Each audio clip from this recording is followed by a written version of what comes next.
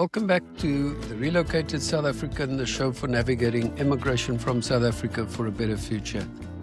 You will find all our information on our website, www.therelocatedsoutafrican.com. Before we get into today's episode, I just want to say a huge thank you. We've now passed 50 episodes, and it's only because of you, the listeners, who keep coming back, who share the podcast, and who reach out with your stories. I really don't take that support for granted. Today's episode is a bit of a change. You'll hear an Irish accent, which I love for a start, which is quite fitting for a podcast about relocation.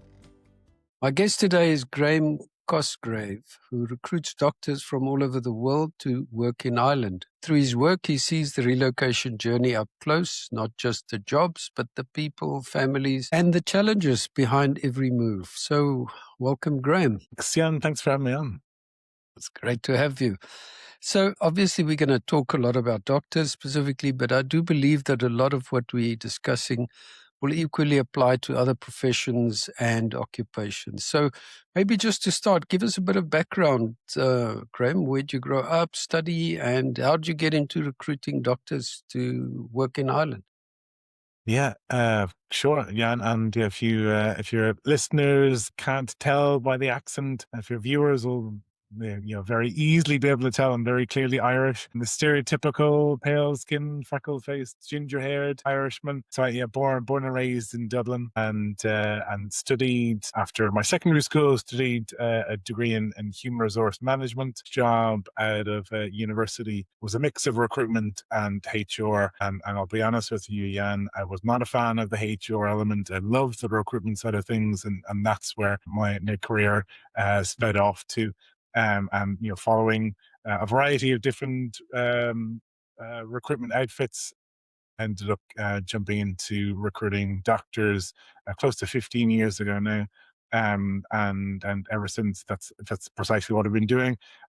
I say sort of family background of doctors. My dad's a retired GP, my brother's a dermatologist, and I have a few cousins here, there, and everywhere who are medics, who had the brains in the family and patience perhaps to pursue a medical degree and medical training. But I said I'd go sideline to that and recruit them instead.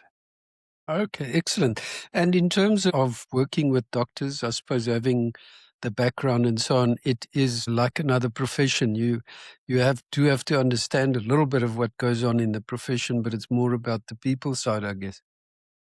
Yeah, and it's not a prerequisite. Let's say if we're looking for someone to join our team, it's not a prerequisite that they know the ins and outs of what a doctor does. But I think it's just a surface level, depending on the specialty, and just like to give you an insight into our team a little bit, Jan, just like doctors being specialists in different areas, we have a team of recruiters who each of them specialize in finding other specialists within those niche areas. So to a degree, we know where the radiologists hang out, and we know where the emergency medicine doctors hang out, and so on. But as you rightly pointed out at the very beginning, the job is just a one piece of that whole relocation puzzle. And every member of our team takes that responsibility quite seriously, because it is a big deal, whether you're moving from Cape Town to Cork, or you're moving from London to Limerick. It's a big deal. We make sure that we try and encapsulate everything we possibly can to make sure that move runs as smoothly as possible. Okay, because that was one of my questions. Was it's obvious that you start with relocating and getting somebody to recruit to come and live in Ireland and work in Ireland, but retaining him is obviously critical for the business, I would imagine. Sure, yeah, and there's two elements, I guess, to the type of doctor recruitment. There's the short term, and then there's the longer term. So the short term, ad hoc, covering sick leave or annual leave or whatever it might be, and then the longer term is 12 months plus. We're probably more so as a company within Matchmatics, we're more leaning towards the longer term, 12 months plus 24 months and onwards. And that's a bigger piece in itself when it comes to that relocation piece. And for a variety of reasons, and no doubt after listening to a few of your episodes in the past, Jan, everyone has their own reasons for relocating. Mhm. Just trying to identify reasons why there's push and pull factors everywhere, right? Whether you're moving from SA or moving to Portugal or Ireland, wherever it might be. But what I think is amazing, and we're living in interesting times right now where perhaps that freedom of movement of people is more restricted than it was previously. I'm a firm believer in, people should have the opportunity to move wherever they please, provided they have the means to do so, and also ability to contribute to where they're moving to. And I think a medical degree is, for a lot of people, a passport to travel the world and a passport to move to other parts in the world. And we're just a tiny piece as part of that whole equation of relocating. Excellent. And Graham, obviously you've had South African doctors on your podcast, and we'll talk about your podcast. But have you traveled to South Africa? I have, yeah, and actually we go we do road shows to South Africa every 2 or so years, where we in person, we go out there to showcase what Ireland's got to offer. We host free events where our most recent one was March of last year in 2025, where we went to Durban, Joburg, and Cape Town, hosted 6 free sessions across the 3 cities across a week.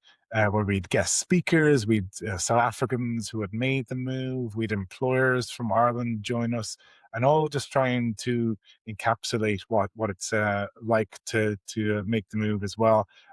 In addition to those speakers, we'd someone from medical indemnity, which every doctor needs in order to practice in their jurisdiction, as well as another SAFA that you might have crossed paths with again, Lamont Kritzinger, who's part of Of the course. House It Expat Network.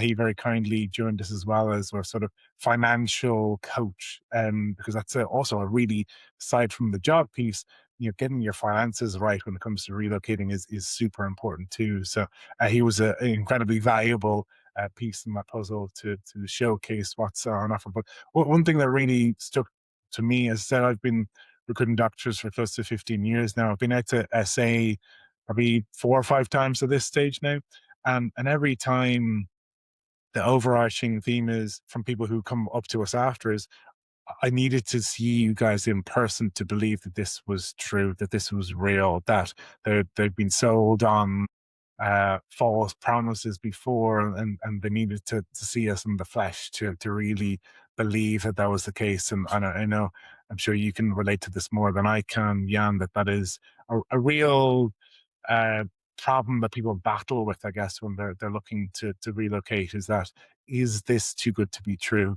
And that's where you try and go out there in person to dispel that as much as possible.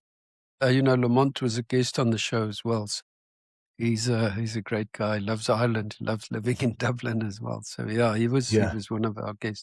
So you mentioned just a question in the trips that you've done. Has the interest grown? Is it because of the reasons that why South African doctors leave, safety, opportunity, family, etc. But would you say, just on as a general comment, that interest has grown from the first time to where you are today? definitely so. Even to compare, as I say, previously, earlier on in our time of going out there, we would have piggybacked on specialist conferences, but we have done since then. We've done 3 of our own independently organized and run road shows, and our first one was about 6 years ago, where we did 2 sessions, and we maybe had 50 people across those sessions, to then last year when we hosted 6 sessions, and there was close to 800 doctors across those 6 sessions attended. It's quite a leap, and there's a combination of factors that play in there. Obviously, there was the pandemic was in between all of that, and the different things that changed healthcare there in that time, but also our team, and I think our marketing team did an awful lot to showcase those events. Um, but also, I think people are probably a bit more informed and a bit more probably pushed along to say, okay, now is the right time for me to make the move. And the healthcare side of things, a lot has changed in SA over the last 2.5 years, and people just figured, the pandemic was probably the final straw for them, to decide on whether or not to stay or to leave. And I know it's a tough decision for people to make. They love their country so much, but if they don't see much of a positive future there for them, are they left with much option but to go elsewhere? Absolutely. Yeah, I think we all know what's happened with healthcare and the doctors and good doctors who can't get jobs with the state. And uh, there's so many stories, we don't have to focus on that. But I mean, I was going to say, in terms of South African doctors, and you work with doctors from all over the world, what stands out about South African doctors specifically? So, well, intrinsic piece, which is quite important, is the medical degree and verification, and that there's no. I won't get too technical on this. If someone wants to reach out to me directly after, I can get into it. But the bones of it is, for the most part, a South African medical degree is considered equivalent here in Ireland. So there's no pre-entry exams. There's none of that piece that basically every other country they have to go through those hoops. There is, as bizarre as this sounds, any staff that come across here will have to do an English assessment as part of their registration with the local medical council here, the Irish Medical Council. Because no doubt there's plenty of South Africans speaking and working through English on a daily basis, but yet that's just one little thing in the way. But in terms of registering to practice medicine in a Western English speaking system, Ireland is by far the easiest system to enter into as a South African medical degree holder. I guess following that, I guess what the attraction is for hospitals here, in a coming from a resource poor environment, South Africans they just survive. And they get through it. And I think coming then to what's technically a resource rich system, they just get on. And there's no complaining, and they just get on with the job, and they do what they're there to do. And I think it's that attitude. I won't make any references, but one particular consultant in an emergency medicine department in our capital city in Dublin said they prefer the South Africans to the Irish, because they settle in quicker and they just get stuff done. There's no complaining about them, because they're comparing their new world to their previous work setting, and it's the worlds apart. So I think it's that sort of adaptability and just getting stuff done attitude really lifts them above a lot of the competition. Wow, that's really interesting. I mean, the converse, I suppose, is a lot of because of the system in South Africa and just the way it works. I think GPs and maybe emergency doctors would do a lot more just because there's no one else to do it, and therefore Sure. get quite a lot of experience. Do they find that when they get to Ireland that they can't do everything because there's somebody with a more specialized qualifications who needs to do whatever? It's just a general question, maybe. Yeah, absolutely. Many South African has mentioned that to me, and they've sort of called it that culture shock, that they have to initially step back to say, "I'm not the obs gynae, EM, anaesthetist. I'm the surgeon here. I'm just one." And there's specialists around me. So for some really, we joke, but some have actually returned to SA because it hasn't. Very few now, but it hasn't. That whole dynamic hasn't worked well for them. But for the majority, once they settled into that and knew their role, they were actually a bit more relieved, because they had that support network around them, and they had those resources around them, and they could just be specialists in their area. And another thing that's drawn South Africans here also is the ability to get onto the training program, which a lot more now are going down that pathway, and there's various different channels that they can do that. So it's a heck of a lot more accessible than it was previously. And I know it's gone the opposite direction in SA now, where there's less training positions or less training opportunities available. Okay, that's really interesting. And in terms of, I mean, you talked about the adaptability, obviously adapting from a professional perspective, but just to life in general. How hard do doctors find Ireland to cope with life if they come from South Africa, but I suppose any other country that's different to Ireland? Yeah, and it's a very reasonable question, and I feel I'm leaning from not just South Africans, but other doctors that we've helped relocate from all over the world. The main theme is getting embedded into the community as quickly as you possibly can. And just and not just, some people might, let's say if you're coming from Durban or Joburg, you want to find other Durbanites, you want to find other South Africans here.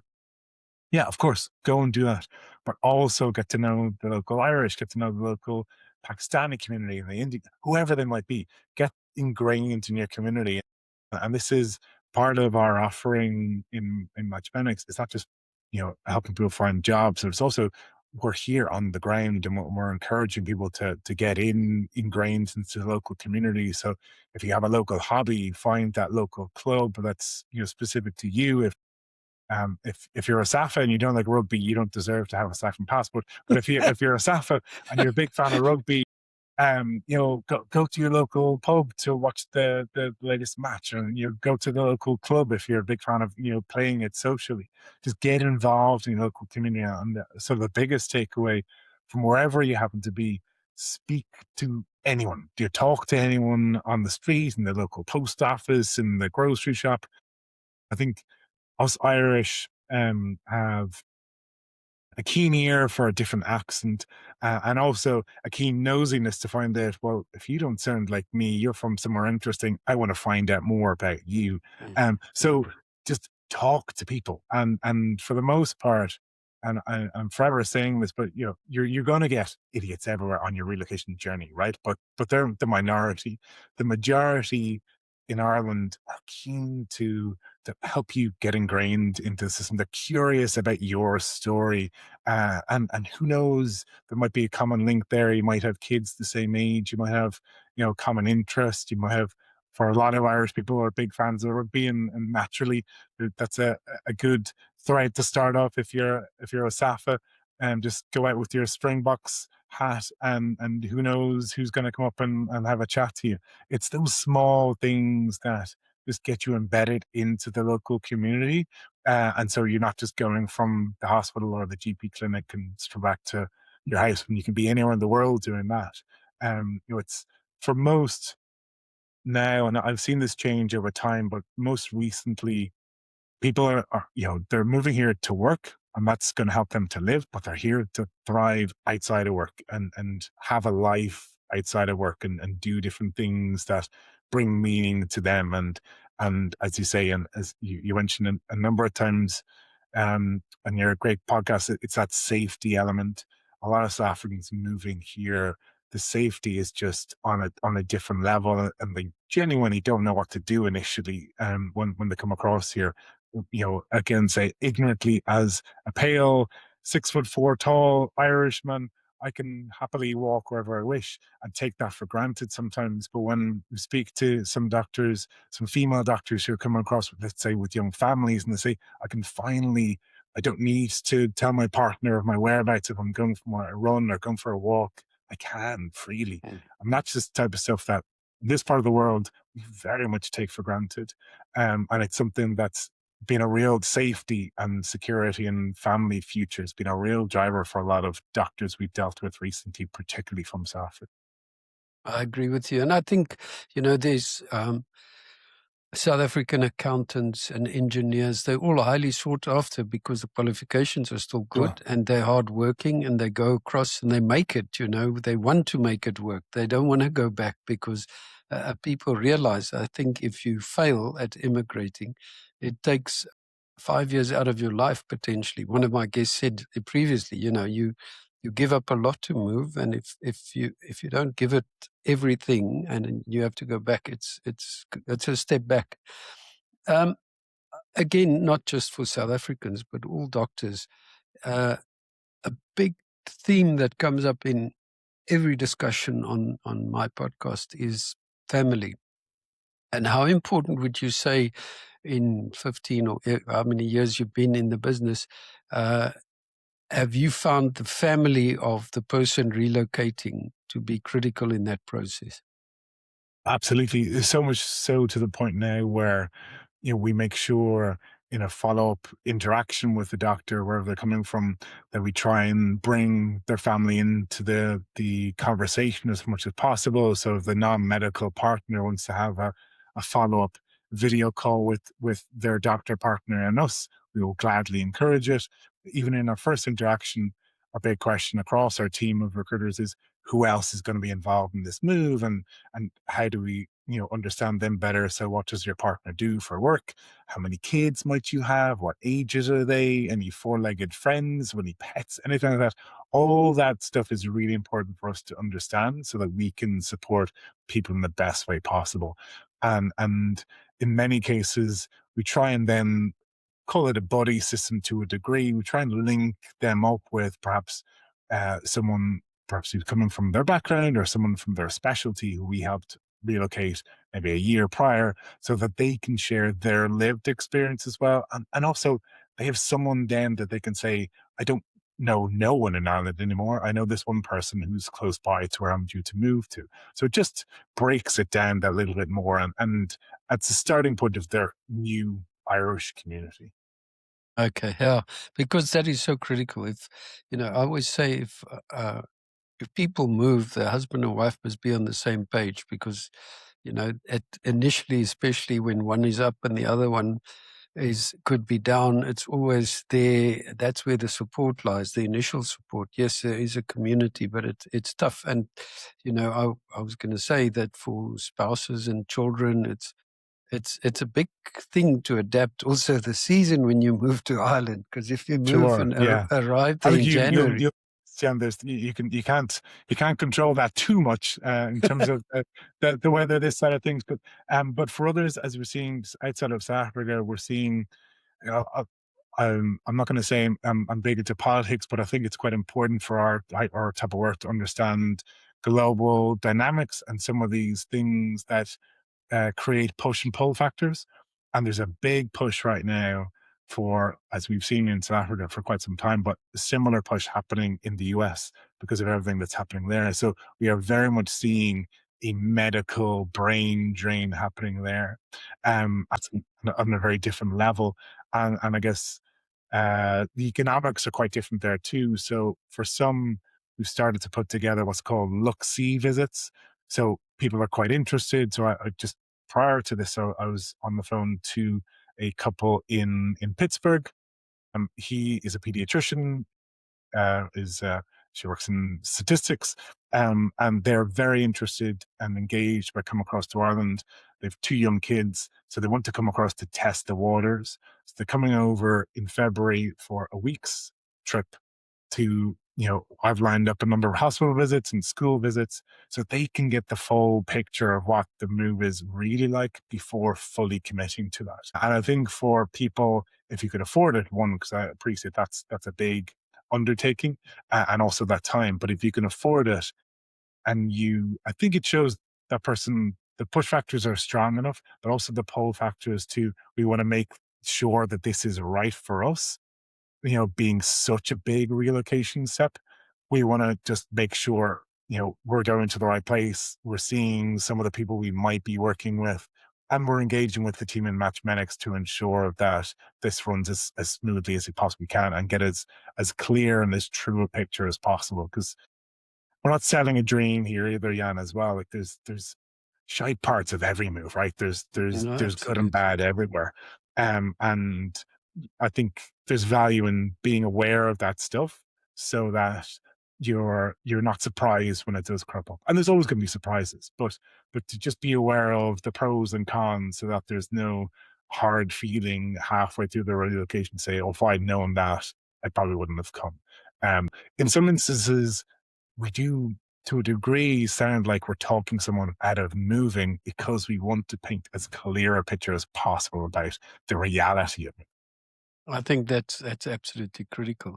And I mean, it sounds like you almost have to act as a sounding board and a psychologist and Sure. and the Yeah. recruitment guy, So it's quite a Yeah. challenge, I guess. So if what would you say uh, if you had to define a perfect candidate for a good a good relocation candidate? Well, obviously in doctors, but the same goes, as I said, for other professions. What would you define as the characteristics of somebody who will be good at relocating? I think, yeah, let's say just keep it blanket across any industry. Let's say just they're in demand in whatever particular industry. I think having your partner engaged in the process, and for everyone to be mentally prepared for the move, and knowing that it's not, the grass isn't always greener, and there are gonna be, bumps in the road. I think it's just having a realistic view of what it's going to be like, and to know that nowhere is perfect. I think wherever you happen to be moving from, and maybe there's more push than pull from where you currently are. Don't just think that Ireland or where else you happen to be relocating to is going to be far better. There's going to be, you're going to miss home. There's going to be things from your everyday that you're going to think, I missed that. Are you going to interactions with the local people that you might be dealing with on a daily or weekly basis? You're going to miss that stuff, but then you're also going to replace that with other nuances of your day or other interactions in your day. So I think just having a realistic viewpoint of what life is going to be like, and don't just think that it's going to be plain sailing. But I think, and regardless of industry, I think it's far easier having the support of someone on the ground who's working within your industry to be able to support that. And like I said, we lean on, for areas where we feel we're light on, we lean on partners. So the likes of Lamont on the financial side, we've, partners on the accommodation piece, we partners on the immigration piece and medical indemnity, so that we sort of bring experts together to try and give us as coherent a package as possible to try and make sure as many of the steps in the process are taken care of. So I think going to experts who are on the ground where you're relocating to is really crucial. Yeah, I think that's absolutely critical. Because I was going to say the converse is, what would you say is the one or a few mistakes that doctors most commonly make when they relocate to Ireland specifically? Yeah, I think probably thinking that the registration part with the Irish Medical Council will be easy and straightforward. For any doctors listening, they'll know the HPCSA, so your equivalent, the medical council there in South Africa, are a, a public body. So naturally, with that comes, it's a bit arduous, it's a bit painful, it's a bit, you have to chase them. Irish Medical Council are equally painful and slow. So you kind of, I guess, for a lot of the South Africans, it shows your grit. One thing I know, ingredient in any South African is just pure determination. If you want to get something done, you get it done. And I think you have to sort of, with any relocation, you have to dig deep.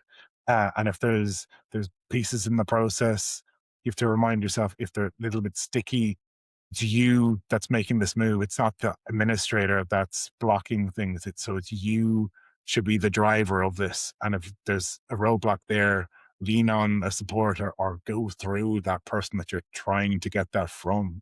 And just being your advocate for that whole relocation. Mm. I think that's very, very useful advice. You spoke about the financial side. In general, do doctors find it, uh, I wouldn't say financially rewarding? On the one side, you're giving up what you had in South Africa for something that's reasonably unknown, because you don't know cost of living and you don't know what it's, how it's going to be to live there financially. Is that something that you help people with as well? Yeah, and you'll know this, from your own family experience here in Ireland.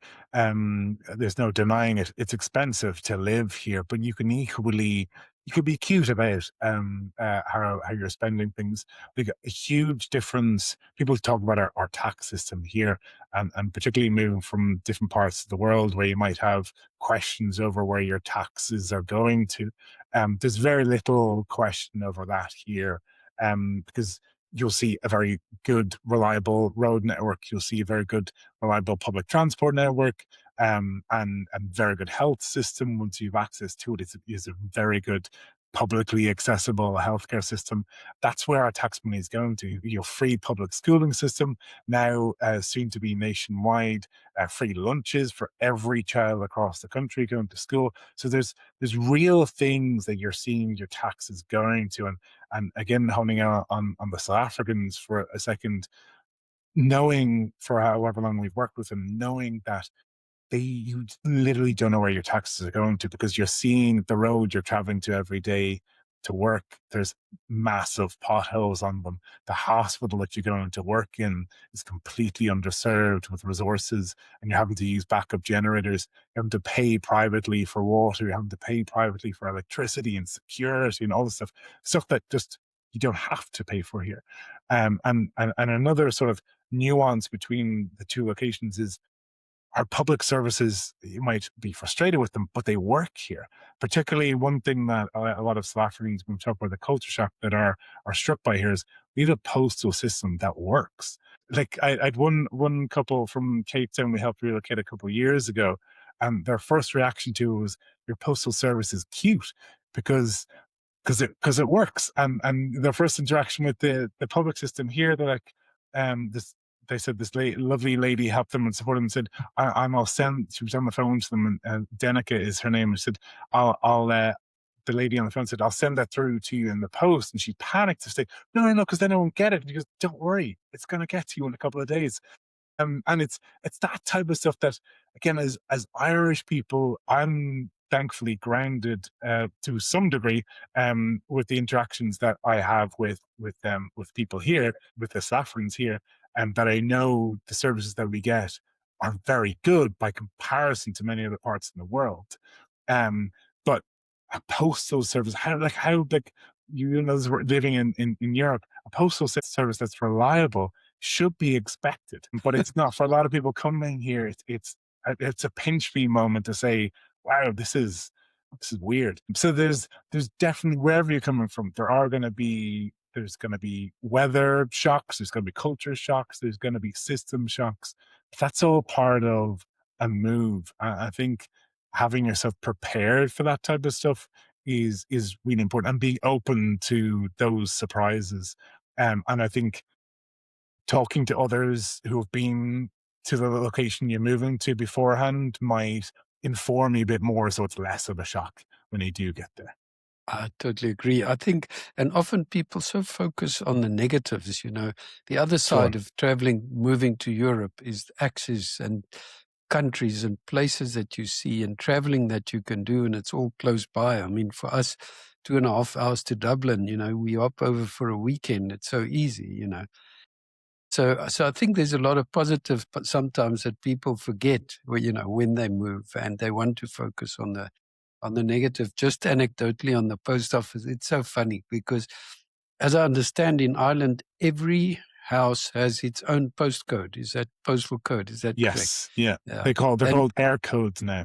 yeah. And every single house across the country, every single apartment across the country has their own air code. So it's my daughter on Friday sent me a proud picture of her Irish passport because she went to the swearing in ceremony in the 1 December, and Sure. and she said from there was just never anything physical other than going to the ceremony. The rest is all in the post. Your passport arrives in the post, Mm, and there's never a question. So it's very different for South Africans, believe me. yeah. Even the Portuguese system, which is by no means as good as Ireland, still anything's better than what we had in South Africa. But you mentioned that passport piece, and I think that's another big draw to Ireland. You were there, and great to hear that your daughter had such a positive experience. Ireland, that ceremony itself, I've never had the privilege of being a witness or bystander to it, but it's just the celebration of it all, particularly as the world around us is becoming so much more insular. I don't feel that's the case here in Ireland, and largely across Europe. And I think those ceremonies are a product of that. And that's a celebration of all these different nationalities coming together to call Ireland their new home, and to have, I think, Ireland as one of the countries in Europe to have the quickest pathway to getting a European passport. I think it's about 5 years to get a European passport, or an Irish passport here, is incredible. And I think as a nation of for centuries, we were the ones going across the world to find work elsewhere, and now we are very much a place attracting amazing new cultures and new people with bright, fresh perspectives that our ancestors, however many centuries ago, were doing precisely that. As I said, you'll get idiots everywhere, but for the most part, Irish people are so grateful to have such a mix of cultures and diversities and faces here in Ireland, because that's the makeup of our current country, and we're forever grateful for it. Oh, it's beautiful. I was actually watching the ceremony live. She sent me the link, so it was great to see. And I think there were 3,000 people at that one, so it was a Like it was a in big that in thing. itself, that number in itself is just crazy. Yeah. And we're now actually we're having the most positive way possible, saying it crazy there, and we're having those ceremonies happen so regularly now, because there's so many, as I said at the very beginning, people coming who are keen to contribute to society, and make their stamp on their new home, and give back to the community and get involved in their local community. And then as a byproduct of that, they've had an amazing ceremony that they work towards to, and then becoming, an Irish citizen. That's awesome. Graham, just getting towards the end, in your experience and placing doctors and so on, have you maybe an anecdote of one or a percentage of people that have come across and have stayed and become Irish citizens in the medical profession? Is it a large percentage? Maybe I should ask it like that. Yeah.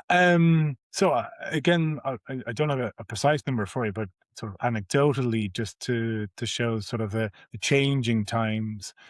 So when I first started in my career recruiting doctors, there was a larger number of South Africans coming across, say, I've got a bank of annual leave, and I just want to get a bit of extra cash. And then, as the years progressed, that number rotated to, I had a friend who went over there a while back on the short term, and it sounds like a great place to move to. We're planning to have kids and all that kind of stuff. And that number of, let's try it for a couple of years, then increased. And then from there, trying it for a couple of years, then move to, um, you know, I want to call Ireland my home.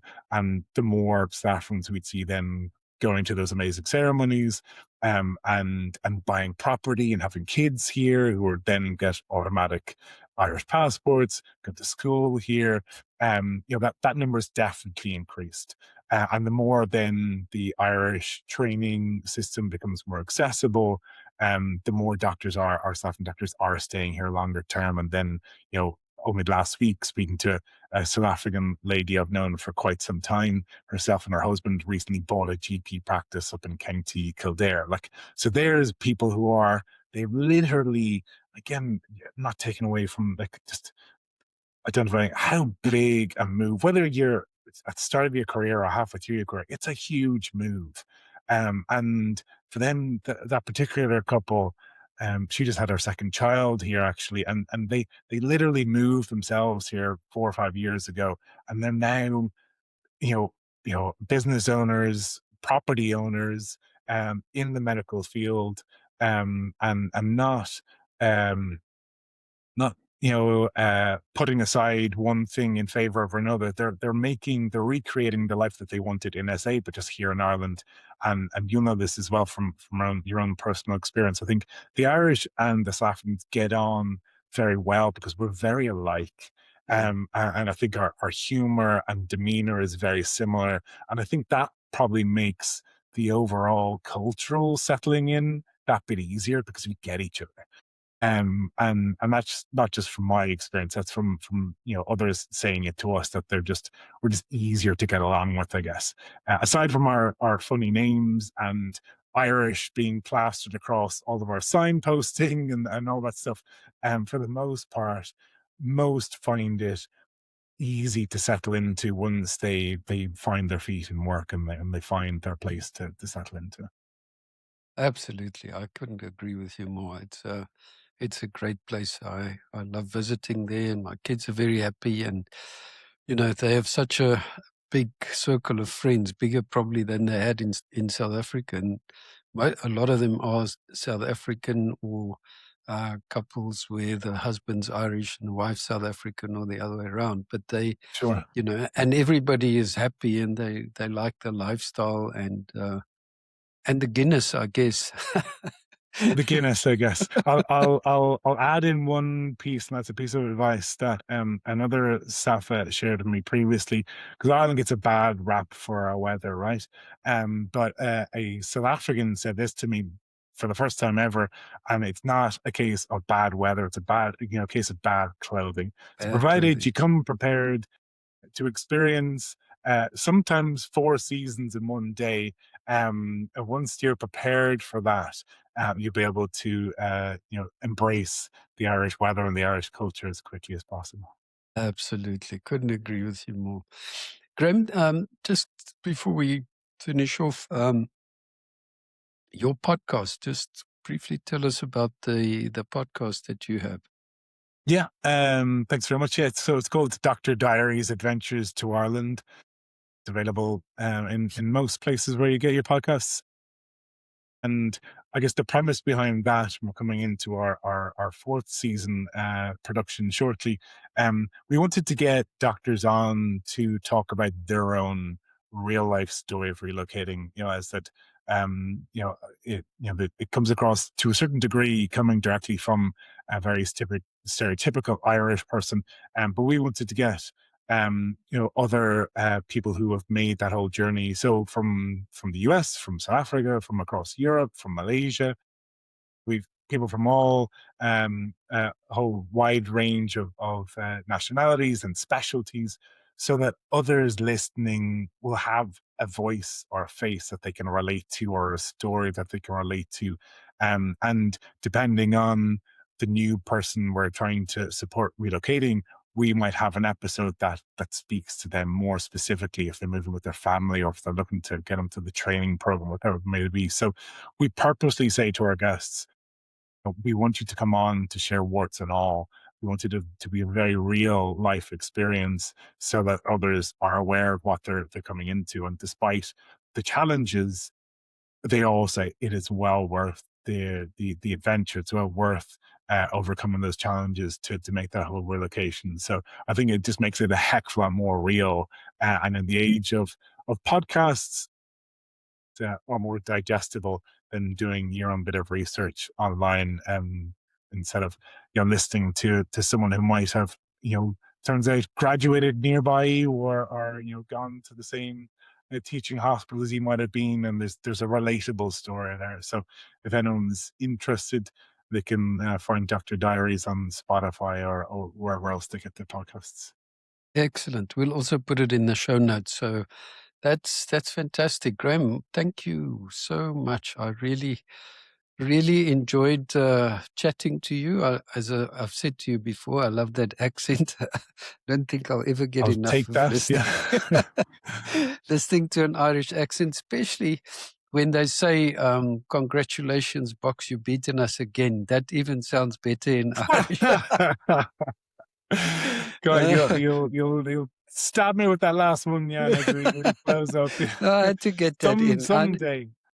I know. I said, the other day somebody said they feel so much more South African when overseas, when they live outside South Africa, than they did in South Africa. And I said, I think part of the reason is because we've been winning the rugby. That identity might go away if we start losing. Are you guys hopeful for the Six Nations?